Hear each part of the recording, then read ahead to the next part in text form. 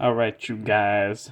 So last time we were very happy to draw this incredible card, which I will be henceforth referring to as Might Guy as the ruler of heaven, because it kind of does look like he has this he has this wild kind of almost divine aura about him. He's in this golden cloud land, and I kind of like the idea that maybe in the end of end of Naruto, towards when things get starting to get crazy with the literal god of ninjutsu appearing, etc. That what if Guy became the Ten Tails Jinchuriki? What if Guy became the god of the ninja world? What a crazy time that would be.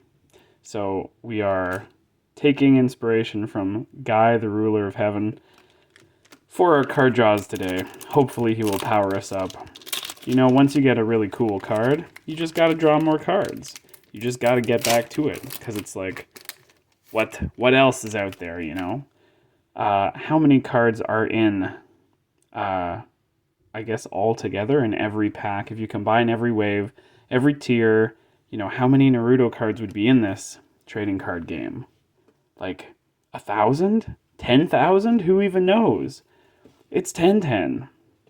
You guys know how I feel about Tenten. She's cool. Wish she had a little bit more screen time. I think her fashion is cool. I know our co-star didn't like her shirt as much, but I think her shirt is pretty cool. It's one of those shirts that like does up on the side. It's like there's no zipper down here. It's like done up over the shoulder almost, which is pretty sweet. Yeah. There was some talk about late game Tenten, because there are these very special ninja tools. Tenten's big into tools, big into ninja tools.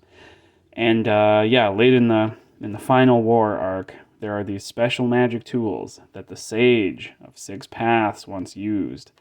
And I think Tenten does encounter them, and people are like, "Oh man, she's gonna let loose.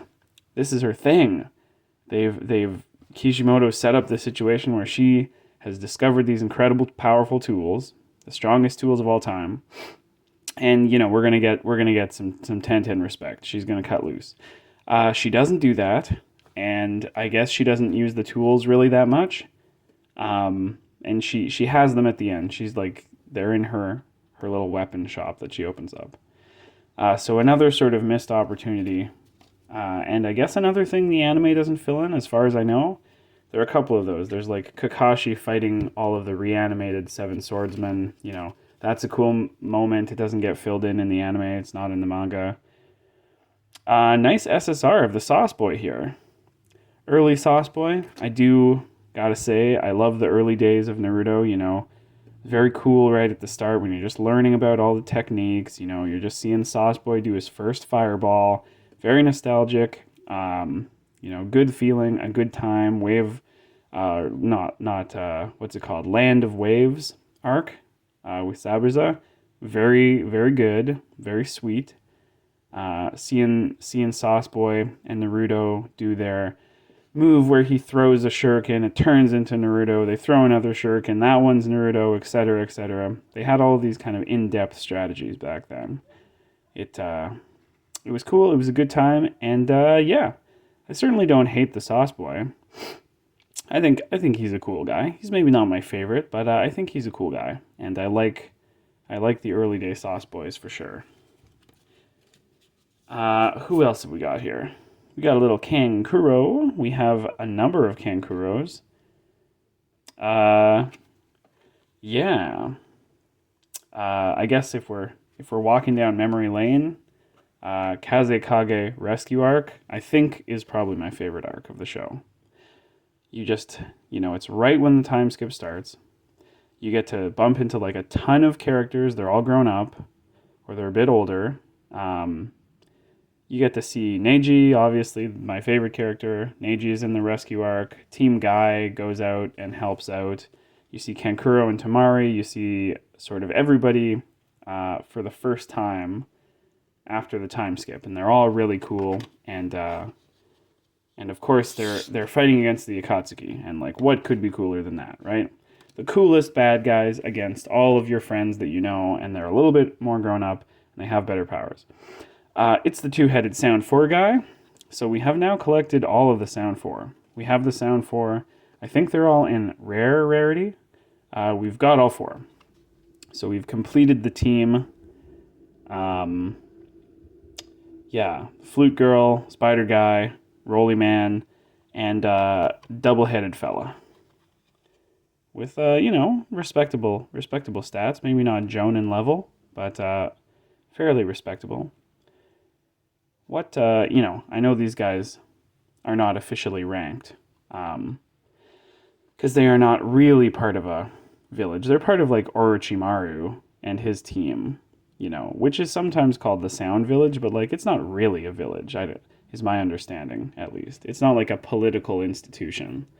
I think these guys would be special Jonin, not quite Jonin level, but they seem to, like, all excel at one thing, and that's what a special Jonin is all about.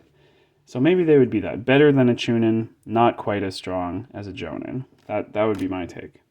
And finally we have Little Baby Rock Lee. Whoo, he says, come at me. I'll slap you around. Little Baby Rock Lee with a little bit of bamboo. And that's cool. This is probably when he is young. In the first part of the series, before the time skip. I guess he does not change very much. He has a very similar look.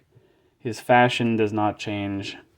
I guess he wears the Chunin vest sometimes after the time skip, but most characters look a bit different. Rock Lee does not look a bit different. He looks pretty much the same. Still got the green jumpsuit. Okay, cool. So by the will of the King of Heaven, these are our draws for today. Good SSR, and then some familiar faces here. So I hope you have a thumbs up day, and I hope you get to rule heaven one day as well.